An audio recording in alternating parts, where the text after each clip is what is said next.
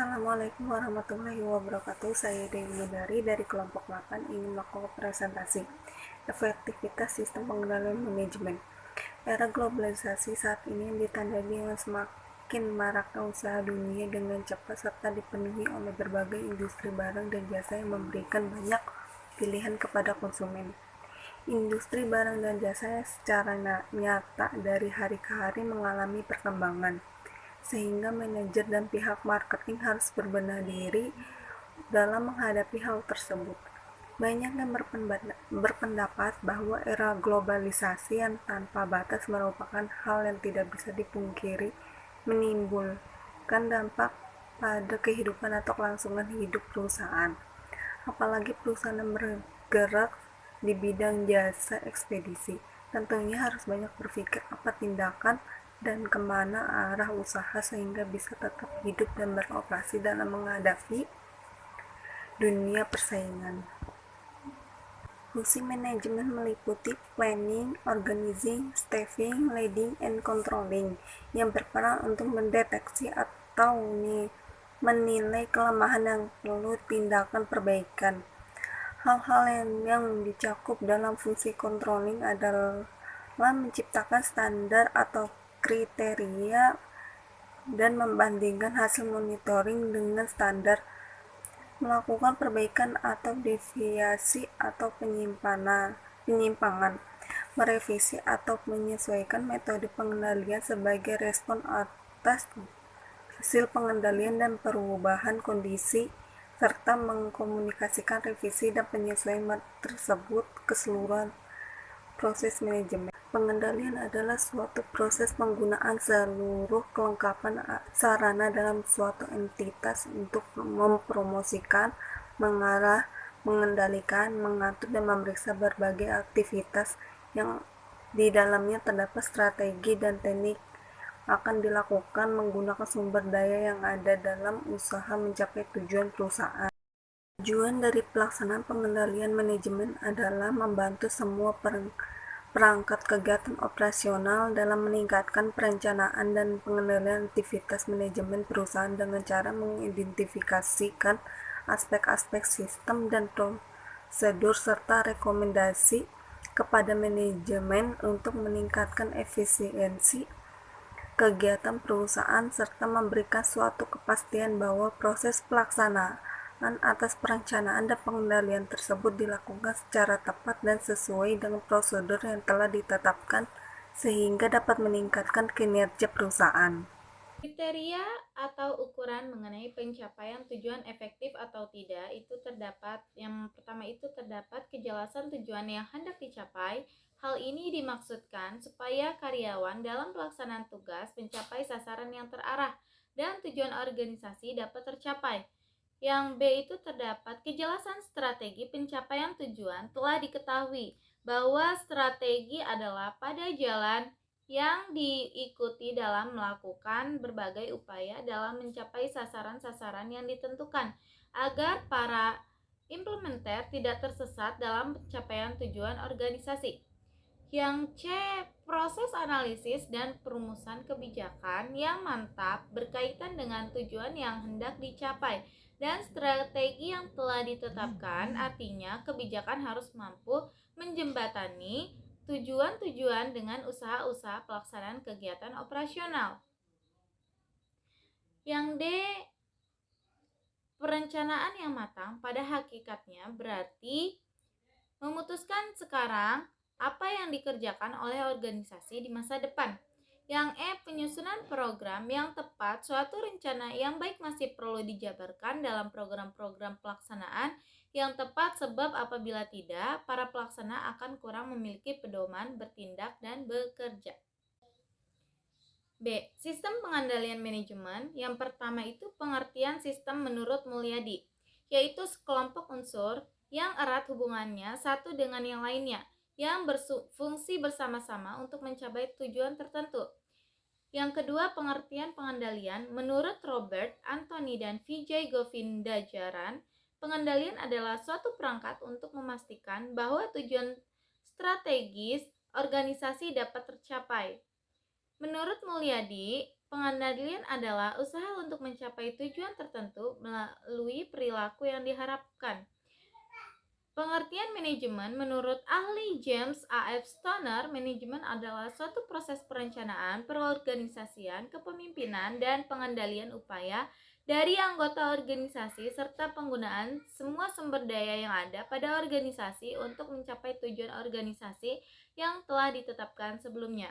Menurut Thomas Sumarsa, bahwa tujuan perancangan suatu sistem pengendalian manajemen adalah yang pertama itu diperolehnya keandalan dan integrasi informasi. Yang kedua, kepatuhan pada kebijakan, rencana, prosedur, peraturan, dan ketentuan yang berlaku. Yang ketiga, melindungi harta perusahaan. Dan yang keempat, mencapai kegiatan ekonomis dan efisien. Terdapat karakteristik sistem pengendalian manajemen. Pengendalian manajemen baik tindakan untuk menuntun dan memotivasi usaha guna mencapai tujuan kerja yang tidak efektif dan efisien. Sistem pengendalian manajemen yang berbeda diperlukan untuk situasi yang berbeda, tetapi semuanya mempunyai karakteristik. Yang pertama itu terdapat karakteristik sistem pengendalian manajemen difokuskan pada program dan pusat-pusat tanggung jawab.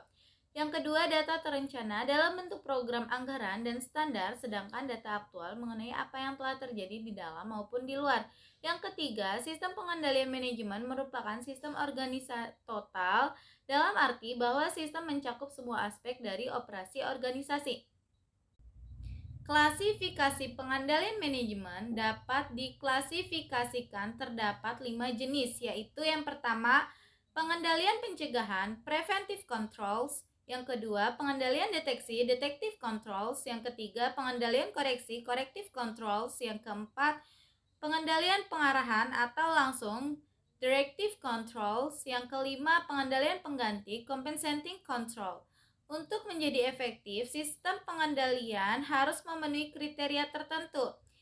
Utama adalah bahwa sistem seharusnya itu mempunyai kriteria mengawasi kegiatan-kegiatan yang benar, tepat waktu, dengan biaya yang efektif, tepat akurat, dapat diterima oleh bersangkutan. Karakteristik pengendalian yang efektif dapat lebih diperinci sebagai berikut. 1. Akurat. 2. Tepat waktu. 3. Objektif dan menyeluruh. 4. Terpusat pada titik-titik pengendalian strategik. 5. Realistik secara ekonomis. 6. Realistik secara organisasional.